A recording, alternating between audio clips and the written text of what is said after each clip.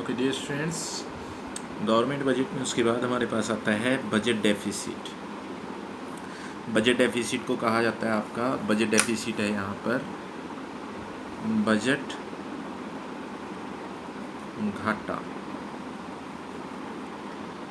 अब सबसे पहला क्वेश्चन ये आता है कि बजट घाटा है क्या। इसको आप सिंपली इसके थ्रू समझ सकते हैं जो बजट घाटा है। बजट घाटा क्या है आपका यहाँ पर? बजट घाटा है आपका, ये है आपका BD व्हेन बजट एक्सपेंडिचर्स आप इसको ऐसे भी लिख सकते हैं या आप बजट डेफिसिट को ऐसे भी लिख सकते हैं।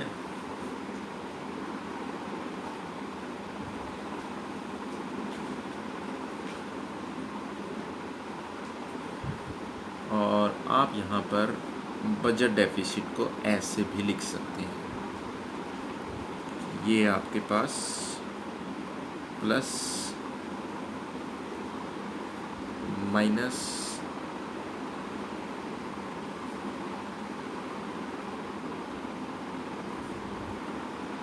ये आगे सारी चीज़ें। अब इसके अंदर ये है क्या क्या? सबसे पहले बजट डेफिसिट है आपका budget expenditure minus budget receipts. यानी ये कहता है कि बजट डेफिसिट बजट घाटा क्या है, जहाँ पर जो बजट एक्सपेंडिचर हैं, बजट एक्सपेंडिचर आपके बजट रिसीट्स से ज़्यादा हो जाते हैं। आप इसको इस तरीके से भी लिख सकते हैं कि जो बजट एक्सपेंडिचर है वो ज़्यादा हो गए हैं, किससे? बजट रिसीट्स से। जैसे हम ये कहते हैं कि हमारे यहाँ घाटा हो गया है। घाटा कब होता है? घाटे का मीनिंग है यहाँ पर कि जब आपकी जो प्राप्तियाँ हैं वो आपके भुगतान से कम रह गई हैं, या जब आपके खर्चे ज़्यादा हो गए हैं और आपकी आय जो है वो कम हो गई है। यानी बजट एक्सपेंडिचर जो है वो ज़्यादा हो गए हैं और बजट रिसीट्स कम हुई है। या बजट डेफिसिट को आप ऐसे भी कह सकते हैं total expenditure minus total receipts. यानी टोटल एक्सपेंडिचर ज़्यादा है, टोटल रिसीट्स आपकी कम है। या इस तरीके से भी हम लिख सकते हैं। ये है आपका BD for budget, D for deficit, budget घाटा, budget deficit is equal to RE plus CE, revenue expenditure plus capital expenditure minus revenue receipts plus capital receipts. ये R रिवेन्यू को शो कर रहा है और जो C है आपका वो कैपिटल को शो कर रहा है, कैपिटल को डिनोट कर रहा है। आई थिंक इससे क्लियर होगा। तो ये है आपके पास बजट डेफिसिट। उसके बाद ये कहते हैं बजट डेफिसिट के बाद अगर देखें हमारे पास बजट डेफिसिट 3 प्रकार के होते हैं। कौन कौन से? एक तो है आपका रिवेन्यू डेफिसिट। रिवेन्यू डेफिसिट क्या है? रिवेन्यू डेफिसिट है, जस्ट इतने से ही समझेंगे हम।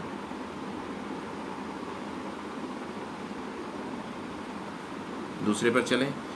दूसरा है आपका, ये है आपका यहाँ पर फिस्कल डेफिसिट। रिवेन्यू तो आप पहले ही पढ़ भी चुके हैं। रिवेन्यू को राजस्व भी कहा जाता है, राजस्व घाटा। फिस्कल को कहा जाता है यहाँ पर राजकोषीय फिस्कल डेफिसिट। तो ये है आपका राजकोषीय घाटा, राजकोषीय घाटा। अब फिस्कल डेफिसिट जो राजकोषीय घाटा है वो क्या है आपका? फिस्कल डेफिसिट है आपका यहाँ पर, इसको इसके अंदर लिया जाता है क्या क्या? इसके अंदर देख लेते हैं फिस्कल डेफिसिट के अंदर आपका क्या क्या आता है। ये यहाँ पर क्लियर कर लेते हैं कि जो फिस्कल डेफिसिट है उसके अंदर आपका क्या क्या आता है। तो ये कहता है फिस्कल डेफिसिट के अंदर क्या है कि फिस्कल डेफिसिट के अंदर गवर्नमेंट के जो revenue plus capital revenue expenditure, capital expenditure हो गए दोनों। ये क्या बन गया? Total expenditure. उसके बाद ये कहता है और जो टोटल रिसीट्स हैं, टोटल रिसीट्स में क्या है आपका? टोटल रिसीट्स में अगर देखें, टोटल रिसीट्स में आपके पास क्या है? इसके अंदर भी दोनों चीज़ें आ गई।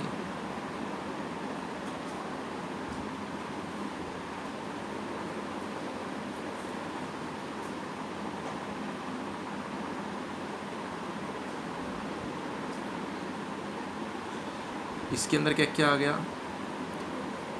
Revenue receipts, capital receipts.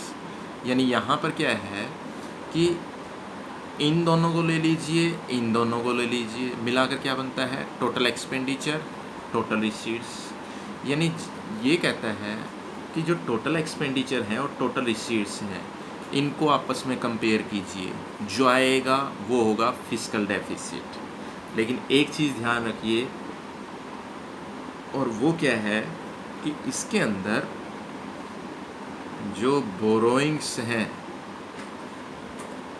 जो उधार है, जो बोरोइंग्स हैं, जो उधार है, उधार को छोड़ना होगा एक्सपेंडिचर्स में से भी और रिसीट्स में से भी। जो बोरोइंग्स हैं उधार छोड़कर हैं, ये ध्यान रखिएगा। तो ये है आपके यहाँ पर जो बोरोइंग्स हैं, बोरोइंग्स छोड़कर जो आपके टोटल एक्सपेंडिचर हैं और टोटल रिसीट्स हैं। उसके बाद देखें नेक्स्ट हमारे पास क्या आता है? नेक्स्ट हमारे पास आता है इसके अंदर, और वो है आपका यहाँ पर नेक्स्ट, वो है आपका प्राइमरी डेफिसिट। प्राइमरी डेफिसिट का यहाँ पर मीनिंग क्या है? ये है आपका थर्ड, इसे कहा जाता है प्राथमिक घाटा।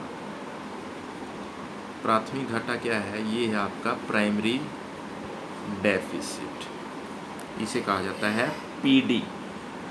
अब पीडी होता है एफडी माइनस आईपी। एक बार बता देता हूँ ये एफडी माइनस आईपी क्या है। एफडी माइनस आईपी क्या है? एफडी तो है आपका, ये तो है फिस्कल डेफिसिट। आईपी ये है आपका इंटरेस्ट पेमेंट्स।